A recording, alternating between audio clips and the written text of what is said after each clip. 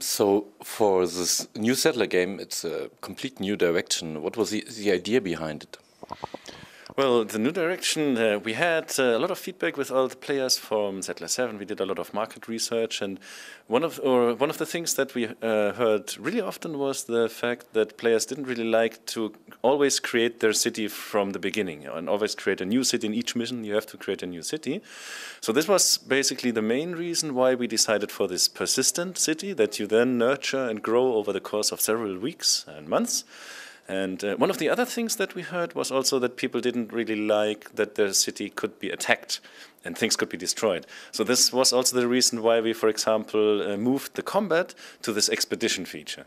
But this was basically the main reason why we have the game as we have it. And another big part of is the online feature. So you had some issues with Settler 7 with the online part. Don't you think that maybe some people will be disappointed? Well, this is basically a technical problem that we definitely have to take care of. Luckily, as a designer, I can say that from a conceptual point of view, the online thing is basically for one side a result of the game structure, which it only makes sense, and on the other side it's really what we want to incentivize in people so that they play in co-op and that they also have this long-term cooperative gameplay, and they also should talk to each other, chat with each other, and should also trade with each other. So this, from a conceptual point of view, I think it has a lot of advantages. From a technical point of view, of course, but that's from my side as a designer, yeah. I also have to rely on our tech guys that this is working out. So what do you think? Which features for the online part will think the people are? Which are the reasons that they will like to play online? Yeah, well, the main reason is the whole game structure is geared towards the cooperative gameplay and the long-term cooperative gameplay. So that means over the courses of the weeks and even months, when you create your city, you will specialize. So that some players will specialize in melee damage dealing characters, for example. Other players will specialize in healing characters. And these guys can really complement each other when they go on these adventures. And then they can help each other. And I think that is, for me, the best thing and the main reason why we want to have it online. So you said there are the expeditions where you go out and have an adventure, and you got the strategy part. Are they both the same, say 50-50 from the game perspective? Yes, so that is basically our intention. So we want to have both ways of playing the game as relevant. So it's really 50-50. But in the end, it's really up to the player where he wants to spend his time. So it's perfectly viable to also play like 80% of your time in the kingdom and only 20% time in the adventures, or vice versa. It's both valid and it's both okay. So this is really up to the player of how he wants to play the game. And I think this is also one of the major advantages our game has. And you said you can play it for months. So is it so is the next Settler game more an MMO? Almost. Huh? The thing is, we intentionally paced it like this in order to make it relevant for the players to work together, and that specialization and long-term cooperation makes sense. If you would have a game that is only 2 weeks long, why should you ever play co-op? Or why should you trade with someone? Because if you're through the content in 2 weeks, well, that's why the reason why we paced it like the sandbox-ish style. And so you said also that you want to you got content for, and you will offer more content when the game is out. So if this is why maybe it feels more like an MMO. You offer more content while the game is already there? Yeah, I mean, we also created the structure of the game in a data-driven way. So that also means that we can easily add more content later on in order to provide more content to the players that are at the end of the content, of course. And yeah, so that we also ensure that you do not get bored at the end. So once you're through the content, we can easily add new stuff and create new adventures for the players. But you probably can't say us how the game will work from the business model. Is it a box product where you pay something, or? I'm just there to make an awesome game that is super duper cool to play. And the business model stuff is like marketing and whatnot. Okay. I've seen some parts of the game, and I saw that there is in the the goods, how you produce them, it's also a new way. Can you explain it maybe to us? Yeah, okay, so the thing is that there you have really to define the connections specifically. And the reason why we did this is in previous Settlers games you placed the buildings and then they automatically searched the next resource deposit to get their resources from. And the problem with that was the longer you play and the bigger your economy gets, the more confusing it is. So in the Settler 7 game, for example, if I came back after 2 days into a big city, I was like, okay, what happened here? I don't know anything anymore.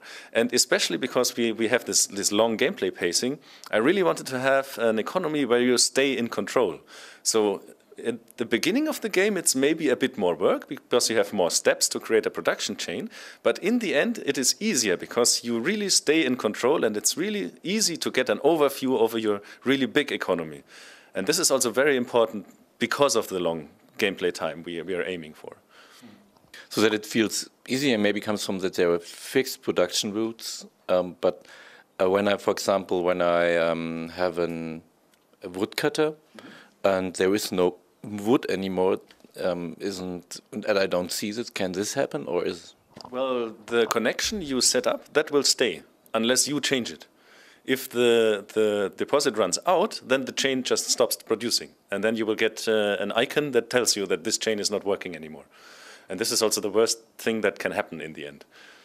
So you also have an economic overview, which we unfortunately didn't show, but it's there. And then you can see like every production chain you have and all the issues that you potentially can have with a production chain. And then it's very easy to stay in control and see, okay, I have to refill this deposit and I'm producing this much planks per hour. And this is very easy to stay in control. And that was the main reason. The other new feature are the heroes in the game. What is their role in the game? Well, the champions you really need to gain fame and fortune in the adventures. So this is really, they're also stay in your kingdom and they will also grow with your city. And then you will meet more and more challenges in these adventures. And then you also need to increase the strength of your champions in order to then gain the rare resources that you need in order to fulfill, to upgrade your economy buildings. And these modes are basically so intertwined that you can't play the game without one of the modes. How many heroes can I have? So we have 7 types, but you can place 15 different champion buildings. So this is really up to the player then how many warriors, how many archers, and champions he wants to say. So this is really then up to the play style of the player. Okay. This mixture between you got the heroes and you got the simulation, it also feels a bit like XCOM, or yeah, because there's also the mixture. What was there? Yeah, it's almost like 2 modes that are really intertwined. Yeah. What you got inspired by for this system? Yeah. The strategy or the idea behind the whole thing was that we wanted to have this long-term gameplay, but we also wanted to give the player a AAA action feeling. So because it is a game you install, you play it, for example, different than a browser game. So you come home from work, you have 2 hours at your disposal, and then you really want to get some AAA production value, let's say. And this was the main reason why we said, okay, based on the feedback that we got, that people don't like being attacked in your town, and this is why we wanted to lie the combat out of the kingdom. Basically led to this idea, and then, as you said, there are also very successful examples of this game mode, and then we went for it. And the most important question: are there still the small settlers running to the city? Of course, so we of course have the Wusel factor, yeah? And you will see every worker and you will see every carrier. Plus, you will also see the families of these guys. You will see the women and the children and even dogs and cats and chickens and everything. Okay, thank you.